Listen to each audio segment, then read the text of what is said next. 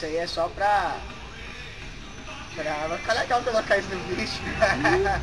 É isso aí, galera, nós estamos aqui, eu, atrás dessa câmera aí que é do celular dele, tá o Robson, vai ficar legal, né? E ali do lado ali também tá a Sara.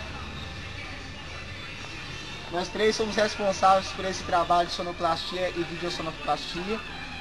E é o seguinte, falando sério agora, eu quero convidar todos que estão assistindo esse vídeo a não deixar de dar o nome para acampamento Jovens Heróis. Galera, tá imperdível. Todas as mocidades dessa região do estado de Minas Gerais, elas estão super empolgadas, super animadas a estar participando desse evento. Lembrando que nós estamos com presença confirmada do cantor e pregador Davi Fantasini, que vai estar louvando a Deus aqui no acampamento, né? Aqui não, no acampamento. Está louvando a Deus com a gente. E também vamos ter ali uma festa fantasia com o tema super-heróis. Sem contar que vão ser 3 dias onde você vai se divertir, nadar, jogar bola, petecas, ping-pong, futebol de botão e algumas outras coisas. Futebol de botão tem não, tá?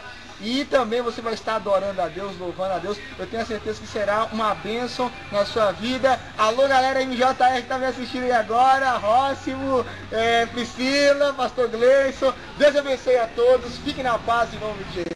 Ô, de gravata não? Nossa, eu quero falar. Olha a Sara. Ai, gente! Qualquer coisa só passar, Edra. Bom, continuando, outras coisas que vão ter no acampamento. Gente, eu também vou estar no acampamento junto com o Robson, então vai ser muito legal, gente. Não percam o acampamento, por favor, viu? Gente, vai no acampamento. O acampamento vai ter... Gente, mas vai no acampamento. Isso não?